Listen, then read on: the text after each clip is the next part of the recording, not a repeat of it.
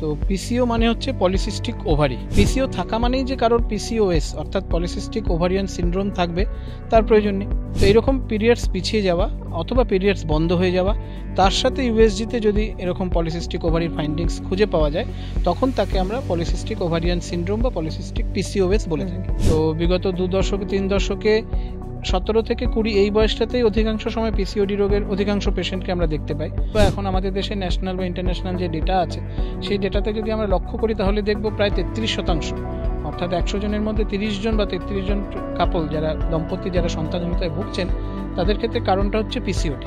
শরীরের যে কোনো অর্গানেই সিস্ট হতে পারে। সিস্ট মানে জল ভরা ছোট থলির মতন একটা স্ট্রাকচার। প্রথম কথা আমাদের মাথায় রাখতে হবে যে পিসিওডি কখন আসবে এবং পিসিওডি কখন যাবে সেই বিষয়ে নিশ্চয়তা নেই। তো লবণে আয়োডিনের প্রভাব কম থাকার কারণে এই এলাকার সমস্ত নারী পুরুষ নির্বিশেষে সবারই থাইরয়েডের কিছু না কিছু সমস্যা থাকে। স্ত্রীরোগ বিশেষজ্ঞের কাছে যদি আমরা যাই বা যদি স্ত্রী রোগ নিয়ে আমরা কথা বলি, তাহলে কিন্তু আজকাল উঠে আসছে একটি প্রশ্ন, পিসিওডি পিসিওএস এই সমস্যাগুলো। আজ এই সমস্যাগুলোর যে সমাধান সূত্র তা আমরা পাবো, এবং পাশাপাশি পিসিওএস কি এবং পিসিওডি কি সে সম্পর্কেও আমরা জানব। আজ আমাদের সাথে স্টুডিওতে রয়েছেন মহারাজা অগ্রসেনের স্ত্রীরোগ বিশেষজ্ঞ ডক্টর বিশ্বপ্রতিম রুদ্র। মহারাজা অগ্রসেনের সাথে সে একদম প্রথম থেকে জুড়ে রয়েছে এবং বহু স্ত্রী রোগ তিনি ভালো করেছেন। তাকে আজ আমরা পেয়েছি আমাদের স্টুডিওতে। আজ আমরা কথা বলবো তার সাথে। আমাদের সাথে রয়েছেন বিশ্বপ্রতিম রুদ্র। নমস্কার ডাক্তারবাবু। নমস্কার। আচ্ছা ডাক্তারবাবু, প্রথমে একটা প্রশ্ন করি, যে প্রশ্নতে সকলেই মানে জর্জরিত যদি বলি মহিলা রোগ বা স্ত্রী রোগের ক্ষেত্রে এখন প্রচুর শোনা যায়, এবং হয়তো সব ক্ষেত্রেই এই প্রশ্নটা সবসময় উঠে আসে, পিসিওডি এবং পিসিওএস। আগে আমরা একটু শুনবো আপনার কাছ থেকে যে পিসিওডি এবং পিসিওএস কি এবং দুজনের মধ্যে কি ডিফারেন্স রয়েছে। ঠিক, এর সাথে আরও একটা শব্দ আমি যুক্ত করব, সেটা হচ্ছে পিসিও। ঠিক আছে, তো পিসিও মানে হচ্ছে পলিসিস্টিক ওভারি। পলিসিস্টিক ওভারি একটা আল্ট্রাসাউন্ড ফাইন্ডিং, মানে আপনি কোনো কারণে পেটের ব্যথা হচ্ছে বা মেনস্ট্রুয়াল অ্যাবনর্মালিটিস কিছু হচ্ছে বা অন্য কোনো সমস্যার জন্য আপনি আল্ট্রাসাউন্ড করতে গেলেন, ডাক্তারবাবু আল্ট্রাসাউন্ড করে আপনাকে রিপোর্ট দিল যে আপনার, আমরা জানি মেয়েদের শরীরে একটি ইউটেরাস, একটি জরায়ু থাকে, তার সঙ্গে দুদিকে দুটো ওভারি বা ডিম্বাশয় থাকে। তো দুদিকে ডিম্বাশয় বা ওভারিতে অনেকগুলো ছোট ছোট সাবুদানার মতন, আমরা বলি 1 থেকে 9 মিলিমিটার, মানে 10 মিলিমিটারের কম, 1 সেন্টিমিটারের কম সাইজের অনেকগুলো ছোট ছোট সিস্ট এরকম আপনার দুদিকের ওভারিতে দেখা যাচ্ছে, কোনো পেশেন্টের দুদিকের ওভারিতে দেখা যাচ্ছে। তো সেই যে ফাইন্ডিংসটা আল্ট্রাসাউন্ডে দেখতে পাওয়া গেল, সেই ফাইন্ডিংসটাকে আমরা পিসিও বলি, পলিসিস্টিক ওভারি। পিসিও থাকা মানেই যে কারোর পিসিওএস অর্থাৎ পলিসিস্টিক ওভারিয়ান সিনড্রোম থাকবে তার প্রয়োজন নেই। অনেক সময় কারোর ওভারিতে পলিসিস্টিক ওভারি থাকার সত্ত্বেও পিসিওএসের যে সিমটমসগুলো, সেই সিমটমসগুলো তার মধ্যে নাও দেখা যেতে পারে। তখন তাকে আমরা পিসিওএসের পেশেন্ট বা পিসিওএসের রোগী হিসাবে বলবো না। ওটা কেবলমাত্র একটা আল্ট্রাসাউন্ড ফাইন্ডিংস থাকবে যে ওভারিতে পলিসিস্টিক ওভারি দেখা যাচ্ছে ইউএসজিতে। অনেক সময় দুদিকের ওভারিতে না থেকে একটা দিকের ওভারিতেও পলিসিস্টিক ওভারি থাকতে পারে।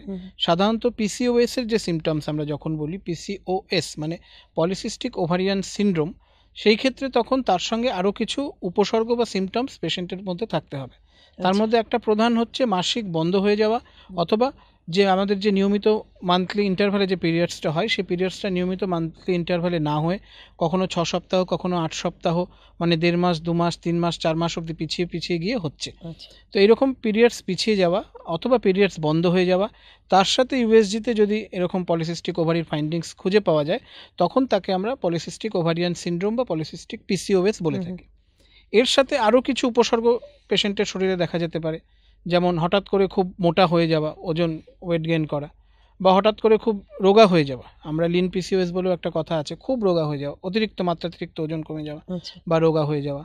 তার সাথে হঠাৎ করে শরীরে, বিশেষ করে মুখে, ঘাড়ে, মুখের চারপাশে অতিরিক্ত hair growth, excessive hair growth এরকম আমরা বলি, সেই সিমটমস থাকতে পারে। তার সাথে গলায় বা বিশেষ করে ঘাড়ে, কাঁধের ঘাড়ে, সেখানে চামড়াতে ডার্ক পিগমেন্টেশন, কালো রং, এরকম চর্বি জমে যাওয়া, এই বিষয়গুলো অনেক সময় দেখা যায়। তো এই বিষয়গুলো যদি তার সঙ্গে যুক্ত থাকে, তার সঙ্গে হঠাৎ করে খুব মোটা হয়ে যাচ্ছেন, তার সঙ্গে পিরিয়ড অনিয়মিত হচ্ছে, এই সমস্যাগুলো যদি যুক্ত হতে থাকে, তখন একটা পিসিওডি আর কি, পলিসিস্টিক ওভারিয়ান ডিজিজ, তার অনেক রকম সিমটমস থাকতে পারে, সব কিছু মিলিয়ে তখন তাকে পিসিওডি বলা হয়। তো মূলত এই তিনটে, যদি ইউএসজি ফাইন্ডিংসে আমরা আলট্রাসাউন্ডে ওভারিতে অনেকগুলো ছোটো ছোটো সিস্ট দেখতে পাই তখন ক্ষেত্রে সেটা পিসিও, কিন্তু পিসিও থাকা মানেই যে সে পিসিওএস এর রুগী বা পেশেন্ট হয়ে গেছেন তা নয়। তার সঙ্গে যদি তার মাসিকের অনিয়মিত এরকম সমস্যা, অনিয়মিত মাসিক বা পিছিয়ে যাচ্ছে, বন্ধ হয়ে যাচ্ছে, এরকম হচ্ছে, তাহলে সেটা পিসিওএস, এবং তার সাথে যদি অন্যান্য উপসর্গগুলো দেখা যায় তখন সেটাকে আমরা তখন পিসিওডি বা এরকম ডিজিজ কমপ্লেক্স এরকম হিসেবে বলে থাকি আর কি। আচ্ছা, তাতেও এই সমস্যাগুলো কত বছর বয়স থেকে একজন মহিলার মধ্যে দেখতে পাওয়া যায়, বা মহিলা বা যদি বলি যদি অনেক ক্ষেত্রে হয় 18 বছরের আগে বা 18 বছরের পরে, তো সেই ক্ষেত্রে পার্টিকুলার বয়সটা কখন, যে ক্ষেত্রে এটা ফাইন্ড করা যাবে? সাধারণত আমরা দেখি লেট টিনেজ, অর্থাৎ 17 থেকে 19-20 বছর বয়স, এই বয়সটাতেই পিসিওডি রোগের যে প্রাদুর্ভাব, বিশেষ করে বিগত 15-20 বছর ধরে, তার আগে তো পিসিওডি রোগের অনেকে হয়তো নামই শোনেনি যে এরকম কোনো অসুখ হতে পারে। তো বিগত 2 দশকে 3 দশকে 17 থেকে 20 এই বয়সটাতেই অধিকাংশ সময় পিসিওডি রোগের অধিকাংশ পেশেন্টকে আমরা দেখতে পাই। তবে যে কেবলমাত্র এই বয়সেই হবে এরকম নয়, এর চেয়ে কম বয়সেও অনেক সময় আলট্রাসাউন্ড করতে গিয়ে পিসিওডির ফাইন্ডিংস আমরা খুঁজে পাই, বা অনেক সময় 22-23 বছর অবধি মাসিক ঠিক মতন থাকার পরেও 24 বছর, 25 বছর বা 30 বছর বয়সে গিয়েও কোনো কোনো মহিলার ক্ষেত্রে কিন্তু পলিসিস্টিক ওভারিয়ার যে সমস্যা, সেই সমস্যা আসতে পারে, প্রথমবারের জন্য আসতে পারে। কিন্তু সাধারণতভাবে যে 17 থেকে 20-22 এই বয়সটাতেই বয়ঃসন্ধির যে সময়, পরবর্তী যে সময়টাতে এই লেট টিনের যে সময়টা আমরা বলি, সেই সময়তে এই অসুখের প্রাদুর্ভাবটা সবচেয়ে বেশি, বিশেষ করে বিগত যেটা বললাম 2 দশকে এই এজ গ্রুপের পেশেন্টদের মধ্যে, মেয়েদের মধ্যেই বেশি দেখা যায়। আচ্ছা, তবে এটা কখনো কি এরকম হতে পারে যে বংশগতভাবে এটা আবার, ধরুন তার মার ছিল বা তার দিদার ছিল, সেখান থেকে সেই মেয়েটা পেয়েছে? কারণ অনেক ক্ষেত্রে আমরা যখন কলেজে বা ইউনিভার্সিটিতে পড়ে এসেছি, এরকম অনেক ক্ষেত্রে শুনেছি, ধরুন লেট পিরিয়ড হচ্ছে, বা যেমন হচ্ছে যে বয়সটা, বয়ঃসন্ধিকালে যে সময়টা, মানে লেট টিনেজার যেটা আপনি বললেন যে বয়সটা, সেক্ষেত্রে ধরুন অনেক ক্ষেত্রে হয় বা অনেক ক্ষেত্রে শোনা যায় যে আমার মারও এরকম ছিল আমি শুনেছিলাম, বা আমার দিদারও এরকম ছিল শুনেছিলাম। তো সেক্ষেত্রে কি বংশগত বা জিনগত ক্ষেত্রে কি এটা পাওয়া সম্ভব? এখনও সত্যি কথা বলতে গেলে জিনগত প্রমাণ নির্দিষ্টভাবে কিছু পাওয়া যায়নি। মূলত আমরা এটাকে এনভায়রনমেন্টাল ফ্যাক্টরের অসুখ হিসেবেই ধরি। পারিপার্শ্বিক, ডায়েট হ্যাবিট, লাইফস্টাইল, এক্সারসাইজ করছে কি করছে না, নানা রকম বিষয়, এগুলোই মূলত পিসিওডির ক্ষেত্রে প্রভাব বিস্তার করে বলে এখনও অবধি আমাদের যে অবজারভেশন। আর বিশেষ করে যেহেতু বললাম 2 থেকে 3 দশক আগে এই অসুখটার কথাই লোকে অধিকাংশ ক্ষেত্রে জানতেন না, এবং আলট্রাসাউন্ডের ফেসিলিটি না থাকার কারণে তো ওভারিতে সিস্ট আছে কি নেই এই বিষয়টাও জানার বিষয় সম্ভব ছিল না। তো সেই কারণে বাস্তব দিক থেকে দেখতে গেলে আজ থেকে 30 বছর আগে যদি, যেরকম আপনি বলছেন যে কারোর মায়ের এরকম ছিল বা কারোর দিদিমার এরকম ছিল, যদি হয়েও থাকে, সে যেহেতু ডায়াগনোস করার কোনো উপায় সেই সময় ছিল না, তো সেই ক্ষেত্রে নিশ্চিতভাবে বলা মুশকিল যে বংশ পরম্পরায় পিসিওডি রান করে কিনা, বা এখনও এরকম কোনো প্রমাণ পাওয়া যায়নি। মূলত আমরা এনভায়রনমেন্টাল যে ফ্যাক্টর, পরিবেশগত যে প্রভাব, তারই প্রভাব পিসিওডি রোগের ক্ষেত্রে আমরা বেশি দেখে থাকি। আচ্ছা, তাহলে এই যে পিসিওডি বা পিসিওএস এর সমস্যার ক্ষেত্রে, বা সেক্ষেত্রে কী কী সমস্যার সম্মুখীন হতে হচ্ছে সাধারণত, মানে কী কী সমস্যার সম্মুখীন হয় বা কী কী ধরনের হয় এই সমস্যাগুলো? ঠিক, তো প্রথমেই আমাদের চেম্বারে যখন পেশেন্ট আসেন, সাধারণত যেরকম বললাম লেট টিনেজ, মায়েরা নিয়ে আসছে উদ্বিগ্ন মুখে যে ডাক্তারবাবু মেয়ের মাসিক তো ঠিকই হচ্ছিল, ধরুন 14-15 বছর বয়সে সাধারণত মাসিক শুরু হয়, বা কারো কারো আরেকটু আগে 12-13 বছর, প্রথম 2-3 বছর ঠিকই ছিল, হঠাৎ করে মেয়ের মাসিকটা এখন বিগত 6 মাস ধরে বা বিগত 1 বছর ধরে একটু অনিয়মিত হচ্ছে, পিছিয়ে যাচ্ছে, যেটা শুরুতেই বললাম। তো এই সমস্যাটা নিয়ে প্রথমত অধিকাংশ ক্ষেত্রে পেশেন্টরা আমাদের চেম্বারে আসেন, যে মাসিক অনিয়মিত হচ্ছে, 2 মাস 3 মাস পর পর হচ্ছে, পিছিয়ে যাচ্ছে, বা কারো কারো ক্ষেত্রে 5-6 মাস হয়ে গেছে, বন্ধ হয়ে গেছে, কী করব। একটা উদ্বেগ থাকে মায়েদের মনে স্বাভাবিকভাবে, যে কুমারী মেয়ে, বিয়ে দিতে হবে, পরে বিয়ে হবে। আর আরেকটা বিষয়, অনেক সমস্যা নিয়ে আসে, যাদের কম বয়সে এরকম সমস্যা না থাকে, বিয়ের পরের সন্তানহীনতা, অর্থাৎ বিয়ের 2 বছর 3 বছর হয়ে গেছে, বা 6 মাস 1 বছর ধরে চেষ্টা করছেন, বাচ্চা আসছে না, তখন আমাদের কাছে এসে চিকিৎসা করাতে আসেন, এবং তখন হয়তো আমরা জিজ্ঞাসাবাদ করে, যখন রুগীকে আমরা জিজ্ঞেস করি যে মাসিক নিয়মিত হয় কিনা, তখন হয়তো রুগী বলেন হ্যাঁ ডাক্তারবাবু একদম তো নিয়মিত হয় না, কখনো 7 দিন পিছিয়ে যায়, কখনো 10 দিন পিছিয়ে যায়, এবং তখন আমরা যখন আলট্রাসাউন্ড করি তখন দেখা যায় যে হয়তো অনেকের ক্ষেত্রেই আলট্রাসাউন্ডে পিসিও পাওয়া যাচ্ছে, অর্থাৎ পলিসিস্টিক ওভারি পাওয়া যাচ্ছে। তো মূলত এই দুটো উপসর্গই অধিকাংশ ক্ষেত্রে থাকে। এক হচ্ছে পিরিয়ড বন্ধ হয়ে যাওয়া, দ্বিতীয়ত বন্ধ না হলেও পিরিয়ড অনেক বিলম্বিত হওয়া, পিছিয়ে যাওয়া, আর তৃতীয়ত বিয়ের পরে চেষ্টা করা সত্ত্বেও বাচ্চা না, মানে কনসিভ না করতে পারা। এই 3টে সিমটমস নিয়ে মূলত পেশেন্টরা আমাদের চেম্বারে আসে পিসিওডির ক্ষেত্রে। আচ্ছা, পিসিওডি যদি হয় তাহলে সবচেয়ে সর্বোচ্চ কি হতে পারে? মানে যদি আমি খারাপের দিকটা দেখি সর্বোচ্চ কি হতে খারাপের দিক থেকে সত্যি কথা বলতে যেহেতু পিসিওডি একটা লাইফস্টাইল ডিজিজ, এর সেরকম বিশেষ কিছু সাইড এফেক্ট নেই যে সিস্ট খুব বড় হয়ে যাবে বা অন্য অনেক ধরনের ওভারিতে অনেক ধরনের সিস্ট হয়, সেই সিস্ট থেকে অনেক সময় ক্যান্সারের ভয় থাকে বা বাস্ট করে যেতে পারে, টর্শন হয়, এরকম নানা রকম বিষয় থাকে। তো পিসিওডির ক্ষেত্রে ওগুলো কোনোটারই ভয় নেই। মূলত যেটা সমস্যা পিসিওডির ক্ষেত্রে বন্ধাত্ব অর্থাৎ সন্তানহীনতার যে সমস্যা আজকের দুনিয়ায় প্রবল আকার ধারণ করছে, অন্যান্য অনেক কারণ আছে, তো তার মধ্যে একটা বড় কারণ হচ্ছে পিসিওডি।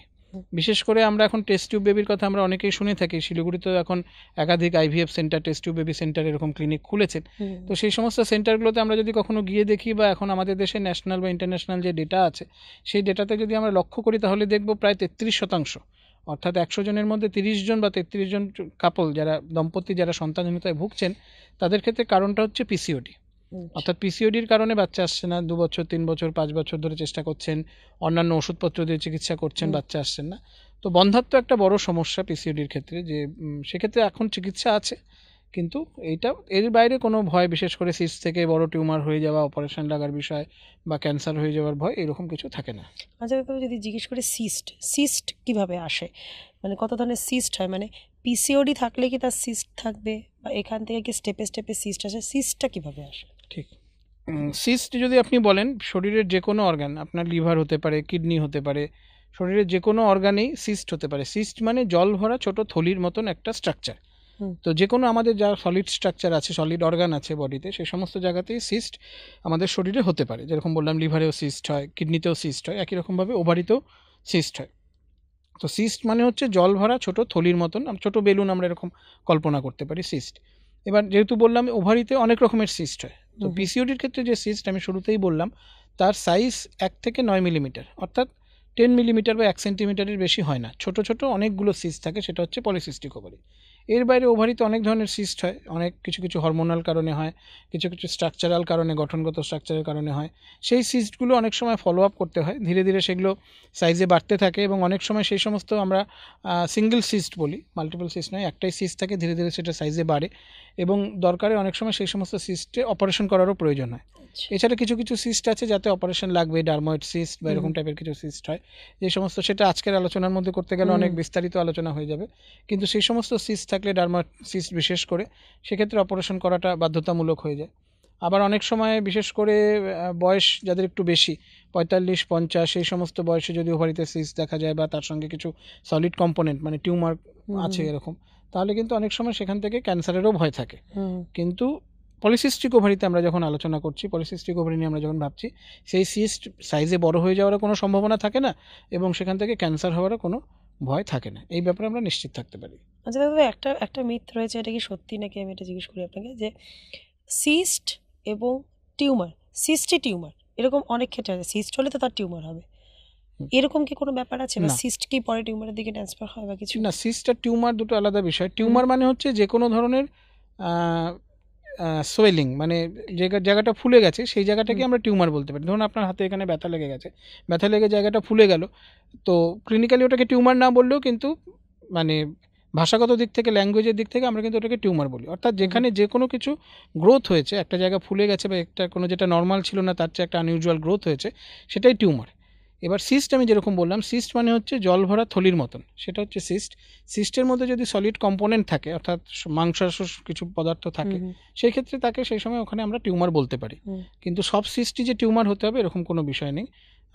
অধিকাংশ সিস্ট যেরকম বললাম পিসিওডির ক্ষেত্রে বা অন্যান্য সিম্পল সিস্ট যেরকম থাকে, সেই ক্ষেত্রে সেগুলো মানে সেখানে কোনো সলিড কম্পোনেন্ট না থাকার কারণে, আর শব্দটা অনেক সময় ওভারল্যাপিংভাবে ব্যবহার হয়, অনেক সময় সিস্টকে লোকে টিউমার, টিউমারকে লোকে সিস্ট এরকমও বলে দেয়, ডাক্তাররা অনেক সময় বলে থাকেন, কিন্তু দুটো বিষয় একটু আলাদা, সেটা ইউএসজি ফাইন্ডিংসের উপর ডিপেন্ড করে আমরা বলে থাকি। আচ্ছা আচ্ছা, ধরুন অনেকের সিস্ট রয়েছে, ধরুন ধরা পড়েছে সিস্ট আছে, এবার তাদের সিস্টের ক্ষেত্রে অনেক ক্ষেত্রে যখন মাসিক চলাকালীন একটা খুব পেনের মতো থাকে, মানে খুব পেন হচ্ছে, সেখানে সে চলাফেরা করতে পারছে না বা দৈনন্দিন কাজ তার করতে গিয়ে অসুবিধা হচ্ছে, সেক্ষেত্রে কিভাবে এটা সম্ভবপর হয় যে এটা কমানো কিছু? পলিসিস্টিক ওভারিতে সাধারণত যেটা আপনি বলছেন যে মেনস্ট্রুয়াল পেন বা ডিসমেনোরিয়া বলি, তার পার্সেন্টেজ খুব কম। পলিসিস্টিক ওভারিতে সাধারণত মেনস্ট্রুয়াল পেন হয় না, মেনস্ট্রুয়াল পেইন হচ্ছে তার সঙ্গে ওভারিতে সিস্ট আছে, সেটা একটা অন্য অসুখ, আমরা এন্ডোমেট্রিওসিস বলি। সেখানে প্রতি মাসে যখন মাসিক হয় সেখানে অতিরিক্ত পেইন হয় এবং তার সাথে ওভারিতে দুদিকের ওভারিতে বা একদিকের ওভারিতে সিস্ট তৈরি হয়, এন্ডোমেট্রিওটিক সিস্ট বা এন্ডোমেট্রিওমা বলা হয় তাকে। তো সেই সিস্ট সাধারণত অধিকাংশ ক্ষেত্রে, এটাও কম বয়সী মেয়েদের ক্ষেত্রে অধিকাংশ সময় দেখা যায়, কিছু কিছু ক্ষেত্রে আবার 35-40 বছর বয়সের পরেও হয়। তো সেক্ষেত্রে প্রাথমিকভাবে ওষুধ দিয়ে কন্ট্রোল করবার চেষ্টা হয়, যদি একান্ত ওষুধে কাজ না হয় তখন ল্যাপারোস্কোপিক্যালি ওই সিস্ট বের করে দেওয়ার একটা অপশান, ট্রিটমেন্ট অপশান আছে। তো সেটা সেই অসুখের ক্ষেত্রে এন্ডোমেট্রিওসিস বলে একটি অসুখ আছে, সেই অসুখও আগে খুব একটা শোনা যেত না। এখন কুমারী মেয়ে এবং বিয়ের পরে যেরকম বললাম যে বন্ধ্যাত্বের যে সমস্যা, সেই সমস্যার ক্ষেত্রে পিসিওডির পরেই এন্ডোমেট্রিওসিসও একটা বড় কারণ মাসিকের সমস্যার মধ্যে। তো এই অসুখটাও আজকে দুনিয়াতে খুব চর্চাও হচ্ছে, আমাদের সমাজেও অনেকেই এই অসুখে ভুগছেন। আগে যেহেতু আল্ট্রাসাউন্ড ছিল না, জানা যেত না এই অসুখটার বিষয়ে। তো এই অসুখটাও অধিকাংশ ক্ষেত্রেই ওষুধের দ্বারাই কন্ট্রোল করা যায়, কিন্তু কোনো কোনো সময় যদি অতিরিক্ত ব্যথা বা সাইজ খুব বড় হয়ে যায়, এন্ডোমেট্রিওটিক সিস্ট অনেক সময় সাইজে বড় হয়ে যেতে পারে, তখন ল্যাপারোস্কোপিক্যালি তাকে রিমুভ করবার প্রয়োজন হয়। আচ্ছা ডাক্তারবাবু, যদি পিসিওডি প্রত্যেকে ধরা পড়ে, পিসিওডি যদি বলি, পিসিওডি এখন এখানে বেশি ইম্পর্টেন্ট মনে হচ্ছে আমার, মানে এতক্ষণ কথা বলার পরে। পিসিওডিতে ডায়েট ইম্পর্টেন্ট নাকি ওষুধেই ঠিক করা সম্ভব? ঠিক, খুব ভালো প্রশ্ন।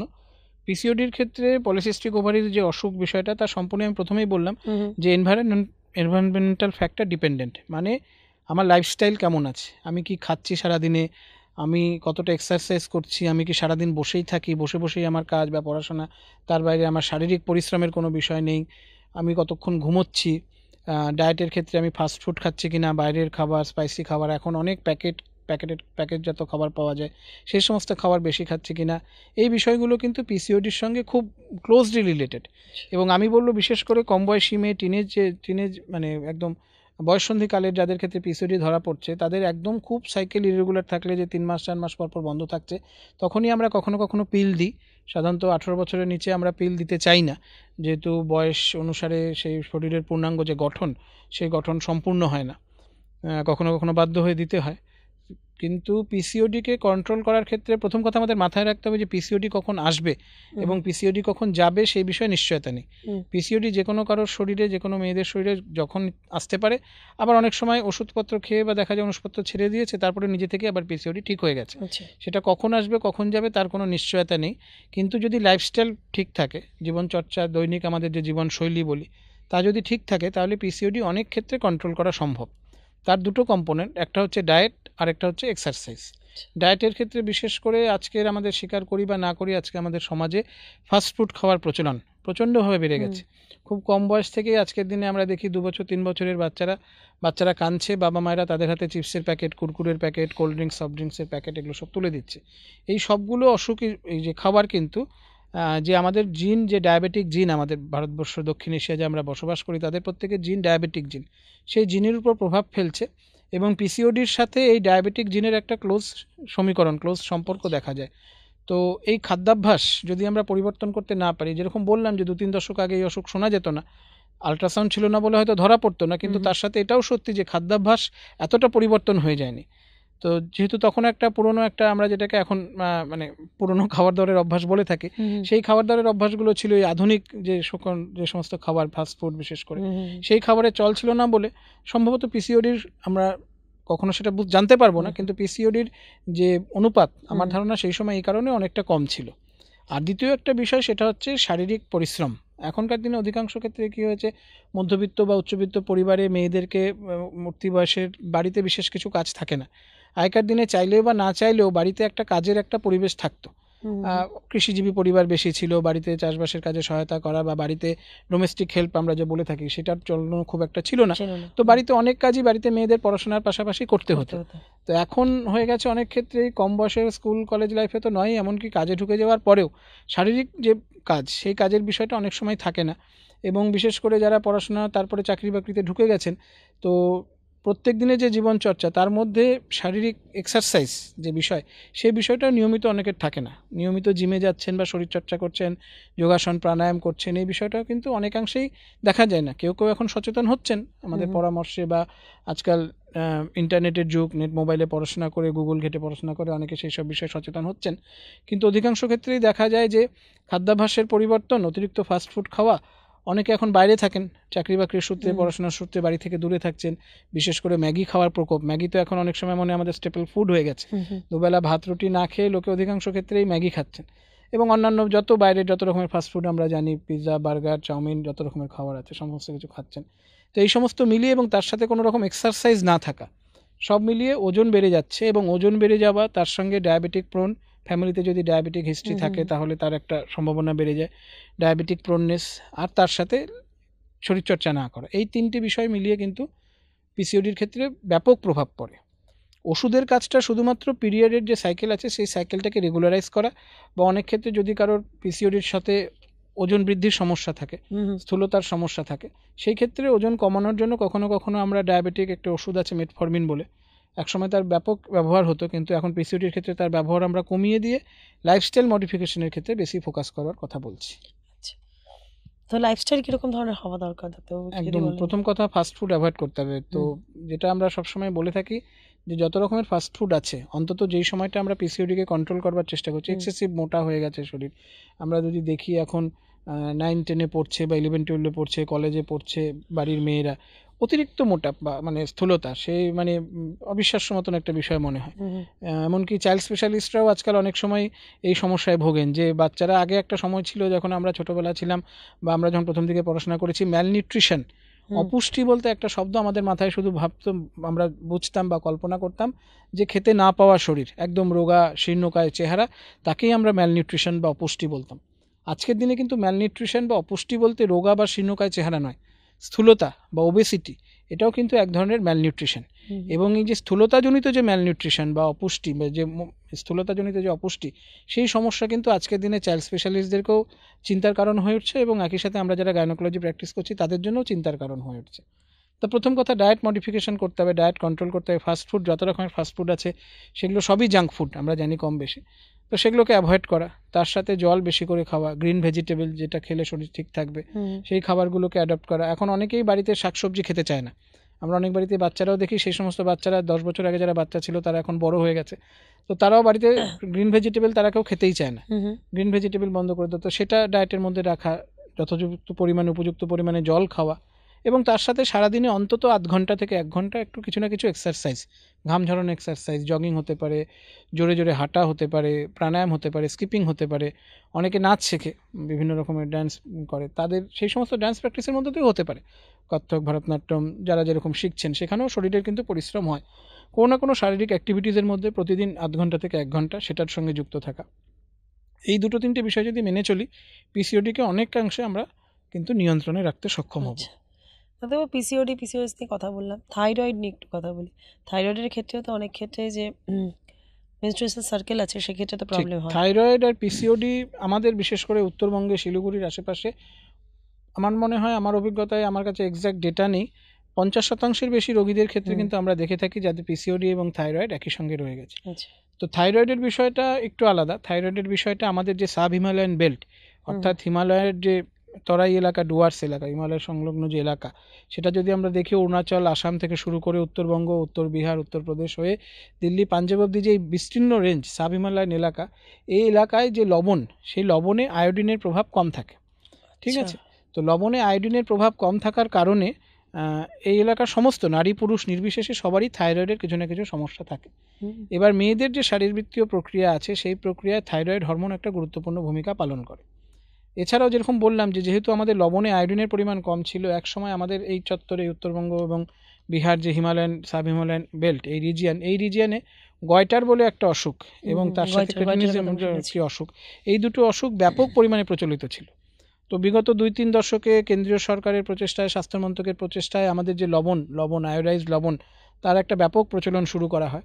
তো সেই জন্য সাধারণ যে পপুলেশন, সাধারণ যে জনসংখ্যা, জনগণ সমাজ, সেই সমাজের মধ্যে থাইরয়েডের এই যে অ্যাকিউট সমস্যা, গয়টার, ক্রেটিনিজম, এই বিষয়গুলো অনেকটা কমে গেছে।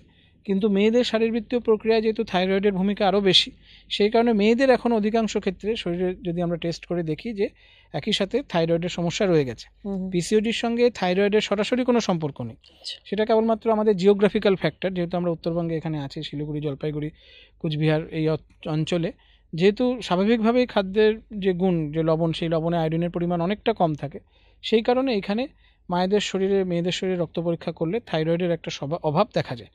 তো অধিকাংশ ক্ষেত্রে যে থাইরয়েডের অসুখ যেটা আমরা বলি বা মোটা, যে থাইরয়েড মোটা করে, দু রকমের থাইরয়েড আছে, অনেক সময় সাধারণ কথায় আমরা বলি যে এক ধরনের থাইরয়েড রোগা করে দেয়, আর ধরনের থাইরয়েড মোটা করে দেয়। তো আমাদের এখানে যে থাইরয়েডের যে প্রকোপ সেটা হচ্ছে থাইরয়েড হরমোন ডেফিসিয়েন্সির কারণে শরীরে একটা স্থূলতা বা একটা মোটাপা চলে আসে। তো তার জন্য হরমোন সাপ্লিমেন্ট দিতে হয়। থাইরয়েড হরমোন আমরা অনেকেই জানি 5 বছর 10 বছর 15 বছর ধরে অনেকেই খেয়ে যাচ্ছেন। তো এটা সম্পর্কিত নয়, কিন্তু জিওগ্রাফিক্যাল ফ্যাক্টর এই অঞ্চলে থাকার জন্য থাইরয়েডের সমস্যা আমাদের এদিকে মেয়েদের মধ্যে অনেকাংশেই দেখা যায়। আচ্ছা, তবে পিসিওডিতে অপারেশন বা সার্জারি কি সম্ভব? ঠিক, সাধারণত 90% বা অধিকাংশ ক্ষেত্রেই পিসিওডির ক্ষেত্রে অপারেশন করবার দরকার হয় না। তবে কিছু কিছু ক্ষেত্রে যাদের বন্ধ্যাত্বের সমস্যা আছে, যেরকম বললাম যে বাচ্চা আসছে না, ইনফার্টিলিটি সমস্যা, কখনো কখনো আমরা ল্যাপ্রোস্কোপিক ওভারিয়ান ড্রিলিং, অর্থাৎ পেটের মধ্যে ক্যামেরা ল্যাপ্রোস্কোপ ঢুকিয়ে যে সিস্টগুলো থাকে ছোটো ছোটো জল ভরা থলির মতন, আমরা একটু মানে গরম লোহার শিক আমরা বলি, হুক বলি, সেই হুক দিয়ে ওগুলোকে ফুটো করে দেওয়া হয়, বেলুন ফুটো করে দেওয়ার মতন। তাতে সিস্টের যে প্রকোপটা থাকে সেটা কমে যায় এবং স্বাভাবিক যে মাসিক হওয়ার যে প্রক্রিয়া, ওভুলেশনের যে প্রক্রিয়া, সেই প্রক্রিয়াটা আবার নিজে থেকে পুনরায় চালু হয়ে যায়। তো কিছু কিছু ক্ষেত্রে যাদের বাচ্চা আসছে না, পিসিওডির সমস্যা রয়েছে, কখনো কখনো এই পলিসিস্টিক ওভারি অসুখের ক্ষেত্রে ল্যাপ্রোস্কোপিক ওভারিয়ান ড্রিলিং করা হয়। বাকি অন্য কোনো ক্ষেত্রে অন্য কোনো অসুখের মানে সমস্যার জন্য পিসিওডিতে সার্জারির কোনো প্রয়োজন নেই। আচ্ছা আচ্ছা, ডাক্তারবাবু, পিসিওডিকে কি একবারে আটকানো সম্ভব? যেরকম আমি বললাম একটু আগে যে পিসিওডি কখন আসবে আর কখন চলে যাবে সেটা নিশ্চিত করে বলা যায় না, কারণ এনভায়রনমেন্টাল ফ্যাক্টরের জন্য এটা একটা অসুখ, তো তার নিশ্চয়তা নেই। কিন্তু যে আমি লাইফস্টাইল মডিফিকেশনের কথাগুলো বললাম, এক্সারসাইজ, ডায়েট, ওয়াটার ইনটেক, এই বিষয়গুলোকে যদি মেনে চলা যায় তাহলে পিসিওডির যে সিমটমস, যে উপসর্গ, তার যে তীব্রতা, সেই তীব্রতা আমরা অনেকখানি কমাতে পারি এই লাইফস্টাইল মডিফিকেশনগুলো যদি মেনে চলি। বিশেষ করে এক্সেসিভ ওয়েট গেইন, আমাদের বিএমআই বলে একটা ইন্ডেক্স আছে, হাইট এবং বয়স অনুসারে শরীরের ওজন কত থাকা উচিত, তার একটা ইন্ডেক্স আমরা সাধারণত বলি যে 18 থেকে 25-এর মধ্যে থাকা উচিত।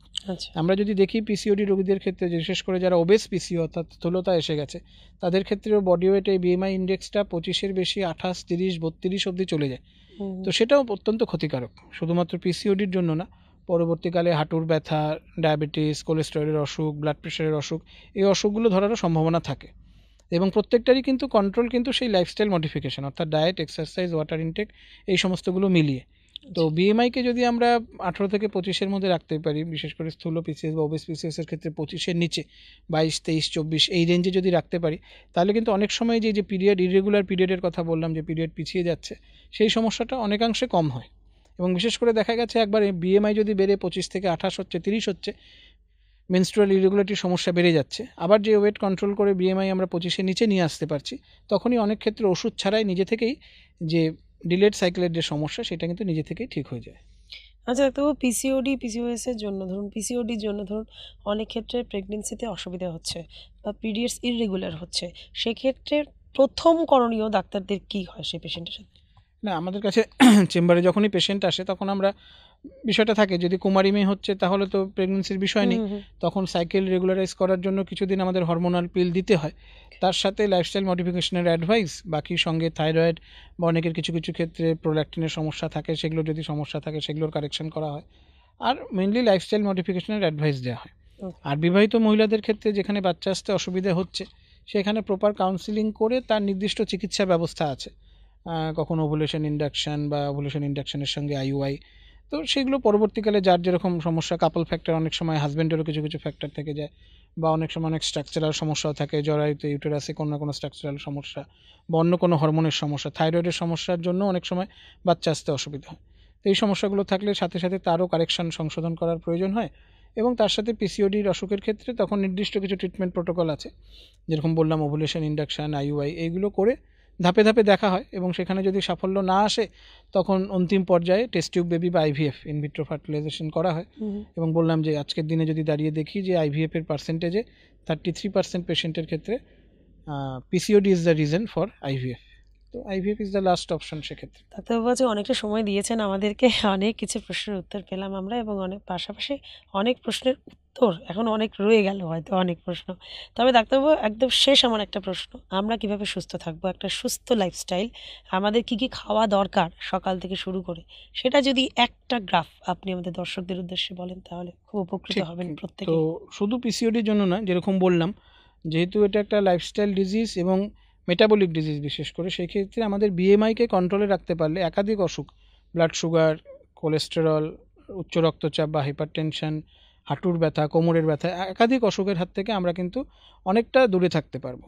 তো প্রথমেই যেটা বললাম যে যত রকমের বাইরের খাবার, জাঙ্ক ফুড, আমরা বসে আছি এখানে শিলিগুড়ির যে কোনো বড় শহর, মানে শিলিগুড়ি সহ যে কোনো বড় শহরের বড় বড় রাস্তায় সন্ধ্যা হলেই আমরা দেখব রাস্তার ধারে সব ভিড় লেগে যাচ্ছে ফাস্টফুডের দোকানে। তো সেই ভিড়টা আমাদের কমাতে হবে। সেই ভিড়টা কমিয়ে বাড়িতে পুষ্টিকর খাবার, স্বাস্থ্যকর খাবার, যে খাবার দীর্ঘদিন ধরে আমাদের পরিবারে, যে কোনো পরিবারে একটা খাওয়ার একটা ফুড হ্যাবিট থাকে, সেই হ্যাবিটে আবার ফিরে যেতে হবে। বাড়ির খাবার, তার সঙ্গে বাড়িতেও ফাস্টফুডের খাবারের প্রচলন কম করা, শাকসবজি বেশি খাওয়া, শাকসবজি ফলমূল বেশি খাওয়া। আমিষ বা নিরামিষ তার উপর বিশেষ কিছু প্রভাব নেই, যে যেরকম খাই, যারা আমিষ খায় মাছ মাংস অ্যাডিকুয়েট পরিমাণে খেতে পারেন, যারা নিরামিষ খায় তারা দুধ, সোয়াবিন, ছানা বা অন্যান্য যে সমস্ত প্রোটিন সোর্স আছে, রাজমা, ডাল বিভিন্ন রকমের, সেগুলো থেকেও তারা প্রোটিন সংগ্রহ করতে পারেন। ফল শাকসবজি বেশি পরিমাণে খাওয়া, তার সঙ্গে জল অনেকটা পরিমাণে খাওয়া। তার সঙ্গে আজকালকার দিনে একটা বিশেষ সমস্যা বিশেষভাবে বেড়ে গেছে, সেটা হচ্ছে অ্যাডিকশান। আজকে চাই বা না চাই, আজকে এক সময় মনে হতো যে অ্যাডিকশানটা শুধু ছেলেদের সমস্যা, কিন্তু আজকে আধুনিকতার যুগে চাকরি বাকরি করছেন সবাই, বাইরে অনেকে একা থাকছেন। তো অ্যাডিকশান, স্মোকিং, অ্যালকোহলিজম, এবং কোনো কোনো ক্ষেত্রে বলতে অসুবিধা নেই, আমাদের এই এলাকায় অনেক রকম নিষিদ্ধ তারও প্রভাব আমরা মাঝে মাঝে পেপারে দেখতে পাই। তো সেইখান থেকেও নিজেকে বাঁচতে হবে। তো সমস্ত রকমের অ্যাডিকশান থেকে বাঁচা, জল প্রচুর পরিমাণে খাওয়া, এবং তার সাথে ঘুম, একটা অ্যাডিকুয়েট ঘুম, সারাদিনে 6 থেকে 7 ঘন্টার যদি একটা অ্যাডিকুয়েট ঘুম থাকে, এবং কিছু না কিছু এক্সারসাইজ, আপনাকে যে জিমেই যেতে হবে তার প্রয়োজন নেই, বাড়িতে প্রাণায়াম করা যেতে পারে, যোগা করা যেতে পারে, স্কিপিং করা যেতে পারে, বা অন্যান্য বাড়ির ছাদে একটু দৌড়লাম, হাঁটলাম বা জগিং করলাম যদি সম্ভব হয় বাড়ির সামনে বা কোনো পার্কে গিয়ে। এই সমস্ত বিষয়গুলো যদি আমরা মেনে চলতে পারি, তাহলে শুধু পিসিওডি নয়, পিসিওডির সাথে সাথে অন্যান্য যে সমস্ত অসুখগুলোর কথা বললাম, সেই অসুখগুলোর থেকেও কিন্তু আমরা অনেকাংশে নিয়ন্ত্রণে রাখতে পারবো। আচ্ছা ডাক্তারবাবু, শেষ হয়ে হলো না, শেষ এরকম একটা ব্যাপার থেকে যায়, ওই জন্য আরেকটা প্রশ্ন আমার মাথায় আছে, সেটা আপনাকে আরেকবার জিজ্ঞেস করি, আরেকটু সময় নিয়ে জিজ্ঞেস করি। সেক্ষেত্রে অনেক ক্ষেত্রে এখন দেখতে পাওয়া যায় যে খুব আর্লি মাসিক চক্র, পিরিয়ডিক্যাল সার্কেল, অনেক ক্ষেত্রে অনেকের ক্ষেত্রে আগে চলে আসে। মানে যদি বলি যে আগে যেমন ছিল যে এই বয়স থেকে এই বয়সে হতো, সেক্ষেত্রে এই বয়সটা অনেকটা এগিয়ে এসেছে, সেক্ষেত্রে আগামীতে কি সমস্যা হতে পারে? না, এটা সাধারণত সমস্যা কোনো বিষয় নেই। আর সাধারণত আমাদের এখানে অপুষ্টি বলতে আমরা যে বিষয়টা বললাম, যে খাদ্যাভ্যাসে অভাব থাকার কারণে যে শারীরবৃত্তীয় বৃদ্ধি মেয়েদের, সেটা একটু দেরিতে হতো। কিন্তু এখন যেহেতু ধীরে ধীরে ভারতবর্ষে এখন খাদ্যাভ্যাসের অনেক উন্নতি হয়েছে, আমাদের যেটা হাঙ্গার ইন্ডেক্স বা পোভার্টি ইন্ডেক্স, এই বিষয়গুলো অনেকাংশে আমরা এখন উন্নত হয়েছি। তো লোকের খাদ্যাভ্যাসের পরিবর্তন হয়েছে, ভালো ভালো খাওয়ার, পরিবারে আগে একটা বিষয় ছিল মেয়েদের বাড়িতে খাওয়ার বিষয়ে একটু অবহেলা করা হতো, ভালো পুষ্টিকর খাবারগুলো ছেলেদের কাছেই যেত, মেয়েদের কাছে কম যেত। এখন সেই জেন্ডার ডিসক্রিমিনেশনটা অনেকাংশেই কমে গেছে, বাড়িতে খাবার আসলে ছেলেমেয়েরা সমানভাবে পুষ্টিকর খাবার পাচ্ছে। এবং বিদেশে, বিশেষ করে পশ্চিম ইউরোপের দেশগুলোতে আমরা যদি দেখি, ওখানেও কিন্তু বয়সে একটু আগেই 9-10 বছর 11 বছর বয়সেই কিন্তু এই শারীরবৃত্তীয় প্রক্রিয়া, বয়ঃসন্ধির যে প্রক্রিয়া, সেটা শুরু হয়ে যায়। তো আমাদের দেশেও যেহেতু এই বিষয়গুলো অনেকাংশে, এখন যে নেগেটিভ ফ্যাক্টরসগুলো ছিল সেগুলো অনেকাংশে দূর হয়ে যাওয়ার কারণে কিছুটা আগে, আমাদের দেশে সাধারণত আগে আমরা 12-13 বছর বয়সে মেনার্কি মানে বয়ঃসন্ধির প্রক্রিয়া শুরু হবে এরকম বলতাম, এখন সেটা কিছু কিছু ক্ষেত্রে 10 বছর 11 বছর বয়সে দেখা যাচ্ছে। তাতে চিন্তিত হওয়ার কোনো কারণ নেই, কিন্তু 10 বছরের আগে যদি কোনো কারণে শুরু হয়ে যায়, একবার ডাক্তারের পরামর্শ নেওয়া, কারণ অনেক সময় কিছু রেয়ার অসুখের কারণেও এই সমস্ত সমস্যা শুরু হতে পারে। ডাক্তারবাবু দেখে বলে দেবেন যে কিছু ভয়ের বিষয় আছে কিনা, কিন্তু অধিকাংশ ক্ষেত্রে এটা ভয় পাওয়ার মতন কিছু বিশেষ বিষয় নয়, এটা স্বাভাবিক। নিউট্রিশন ঠিক থাকার কারণে এটা সময়ের একটু আগে শুরু হয়ে যাচ্ছে। জানলাম কি পিসিওএস, কি পিসিওডি, বিভিন্ন সমস্যা উঠে আসলো, বিভিন্ন সমাধান সূত্রও পেলাম। নিজেরা একটু ভালো থাকবো, দৈনন্দিন জীবনশৈলী আমাদের একটু পরিবর্তন করব, নিজেদেরকে একটু সময় দেব, তাহলেই হয়তো এই সমস্যাগুলোর থেকে সমাধান সম্ভব। আর যদি তাও থেকে যায়, তাহলে তো ডাক্তারবাবু রয়েছেই আমাদের সাথে। আজ আমাদের সাথে ছিলেন মহারাজা অগ্রসেনের স্ত্রীরোগ বিশেষজ্ঞ ডক্টর বিপি রুদ্র। আপনারা যারা যারা প্রশ্নের উত্তর পেলেন, তারা তো পেলেনই, যারা পেলেন না তারা কিন্তু ডাক্তারবাবুর সাথে অবশ্যই যোগাযোগ করতে পারেন। আগামীতে হাজির হয়ে যাব নতুন মুখ নিয়ে শিলিগুড়ি লাইভের শিলিগুড়ি টক্সে। ততক্ষণের জন্য বিদায় দিন আমাকে। নমস্কার।